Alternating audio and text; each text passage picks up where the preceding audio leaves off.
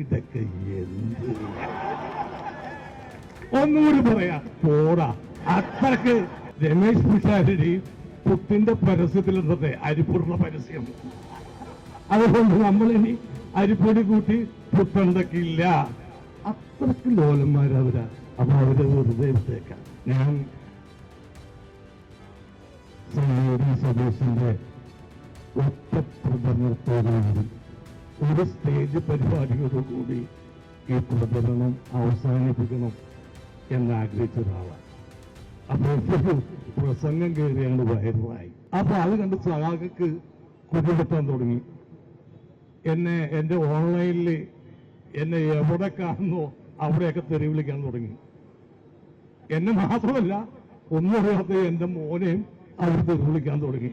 അപ്പൊ ഞാൻ അവനോട് പറഞ്ഞു, അത് കുഴപ്പമില്ല, അത് അവരുടെ സ്വഭാവം, അവർ ശീലിച്ചതേ പാലിക്കൂ.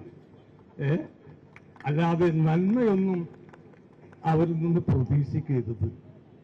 അങ്ങനെ സമാധാനം. പിന്നെ എന്റെ ഫോട്ടോ ഓൺലൈനിൽ ഇട്ടിട്ട് ഒരു പോസ്റ്റിലേക്ക് ഇട്ടിട്ട് ഇന്ദുമാർക്ക് ഇട്ടേക്കണം.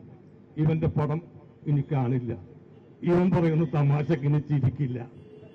എന്റെ പൊന്നു മോനെ, എനിക്ക് നിങ്ങളോട് പറയാനുള്ളത്, സഹാക്കളോട് പറയാനുള്ളത്, മായാവി എന്ന സിനിമയിലെ ഡയലോഗാ. ഇതൊക്കെ എന്ത് ഒന്നുകൂടി പറയാ പോടാ. അത്രക്ക് മറുപടി മാത്രമേ എനിക്ക് ഇവരോട് പറയാനുള്ളൂ.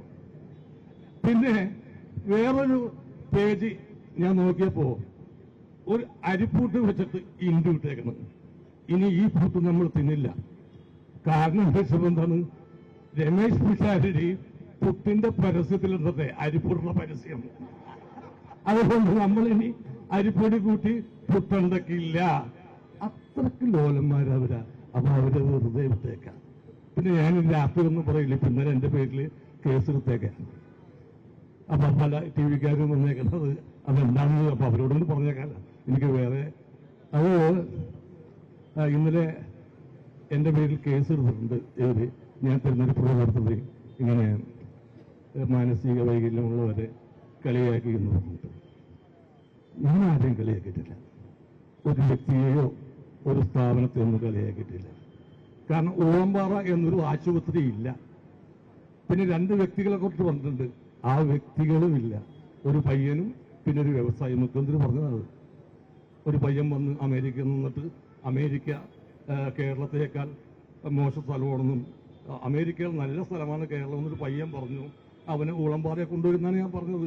ഊളംപാറ എന്നൊരു ഹോസ്പിറ്റലില്ല, ഈ 2 കുട്ടികളും ഇല്ല. അപ്പോ ഇതാണ് എനിക്ക് നിങ്ങളോട് ആ ചോദ്യത്തിനുള്ള ഉത്തരം പറയാനുള്ളത്. പിന്നെ അതാണ് പറഞ്ഞത്, കേസ് കൊടുത്തത് ഇയാള് രാഷ്ട്രീയ പ്രചരണത്തിൽ നിന്ന് വിലക്കണമെന്ന് പറഞ്ഞിട്ടാണ്. അപ്പൊ ഞാൻ രാഷ്ട്രീയം പ്രചരിപ്പിക്കുന്നില്ല. കെമിസ്ട്രി പറയുന്നത് ആർക്കും കുഴപ്പമുണ്ടോ? കുഴപ്പമില്ലല്ലോ. അന്നൊരു കെമിസ്ട്രി ഞാൻ പറഞ്ഞുതരാം. ഈ സൈനൈഡേഷൻ എന്ന് പറഞ്ഞൊരു പരിപാടി ഉണ്ട്. അത് അയിരികളിൽ നിന്ന്, നമ്മുടെ ലോഹങ്ങളുടെ അയിരില്ലേ, അതിൽ നിന്ന് സ്വർണം വേർതിരിച്ച് എടുക്കാനുള്ള പൊട്ടാസ്യം, നമ്മൾ സ്വർണ്ണ പണിക്കാരുടെ ചോദിച്ചറിയാം, പൊട്ടാസ്യം സൈനൈഡ് ഒഴിച്ചിട്ടാണ് നല്ല സ്വർണം വേർതിരിക്കുന്നത്.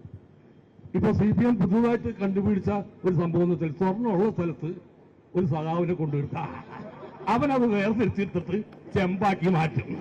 അങ്ങനെ ശാസ്ത്രത്തെ വരെ അവർ തോപ്പിച്ചു വന്നേക്കുന്നു. പറയുകയാണെങ്കിൽ മണിക്കൂറുകളോട് നിന്ന് പറയാനുള്ള തമാശകളുണ്ട്.